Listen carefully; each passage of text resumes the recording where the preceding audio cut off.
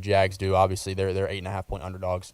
But what's interesting to me, and this is a point that we talked about the other day with some of my friends, was that the Chiefs don't have to play their best football game to beat the Jaguars, and I think the Jaguars do. What I mean by that is the Chiefs can make mistakes and still win this game by 4 or 3 to 7 or even 10 points. Whereas if the Jags make those mistakes, they're done. They're out. I don't see a chance the Jags win this if they don't capitalize on the Chiefs.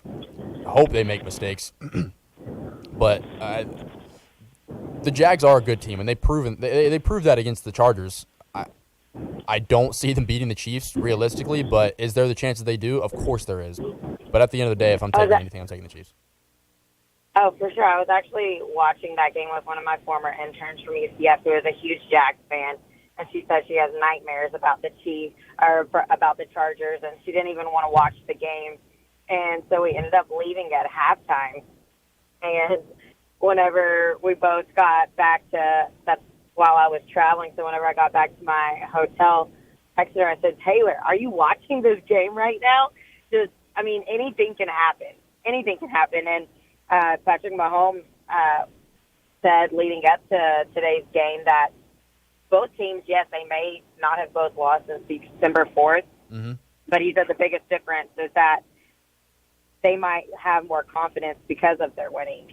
And I think we talked a lot about it whenever we were talking college ball. It's really whoever's hot at that moment, and that's why I think the Jags have a chance because that's the team that's hot right now. Right. I completely agree. There are definitely a couple hot teams in the AFC.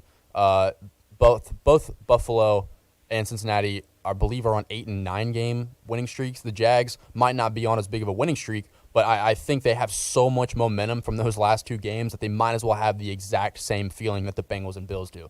So I think that's what makes the Jags interesting right now. And it's funny, the halftime leaving story, it reminded me of the Patriots-Falcons Super Bowl.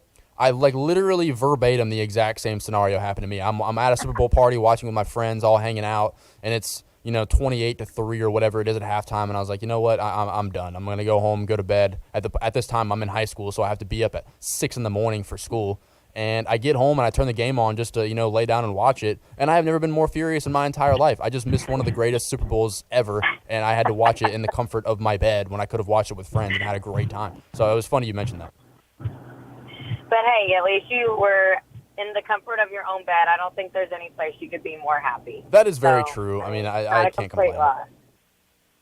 But, no, got a couple of good games today. So hopefully, are you putting any money down on either of them? I definitely did. I'm not very thrilled about it, but I did. Don't bet on your team. So I would be very shocked if you weren't putting money down on these. Yeah, so I mean, obviously, I don't have a real team in these playoffs. Saturday, I did take the Jaguars plus 8.5. I just want to root for the Jaguars. I didn't put a lot of money down. It's literally just one of those games where I put money down on this team because I want to root for that team. I don't really want to root for the Chiefs. I'm one of those guys that wants to see that kingdom get crushed to the ground. I want to see them out of it. So I took the Jaguars, and then also I took the Eagles in the other Saturday game, the Eagles-Giants game. I think they're 7-point favorites. I think I got them at 7.5 right now. But that's also just that's one of my the plays that I put in based on what my mind was thinking. Whereas the Jags play was just me wanting to root for the Jags. I think the Eagles have so much more talent on their side of the field than the Giants do. Do I think that the Giants are a much better locker room team? And I think they rally around their coach way more than the Eagles locker room, which I think at some points is just in shambles. But at the end of the day, I think talent beats out morale, and I think the Eagles are a far better team talent-wise than the Giants, and I think they come out with a big win. You really think talent always beats morale? No, I don't. Not always, but if I'm putting money down on something, I'm betting on talent. Yeah, I like whenever, and just from being around teams like at UCF, for example. And that team going up against Auburn. Auburn was probably the more talented team. I mean, you had the bigger athletes on Auburn's team, but the morale and the brotherhood of that UCF team, I remember UCF was down in that Peach Bowl, and everyone was texting me saying, "Oh yeah, you just," because I had just started working for UCF, so they were like, "Oh yeah, you just joined the team that wanted to play with the big dogs, and look what's happening now." And then after halftime, it really flipped, and I really feel like it was because of that brotherhood in that locker room. So I don't know if I agree with you on that one. I mean, talent is good to have, but I think the morale is what really pulls you through to the end. I'm not fighting you on this. I'm not. I completely agree. But when I said that, it's because my money's on the line. Now, I would much rather place what seems like a safer betting on talent than an underdog has nowhere near as much talent but has a better morale. That to me is a long shot.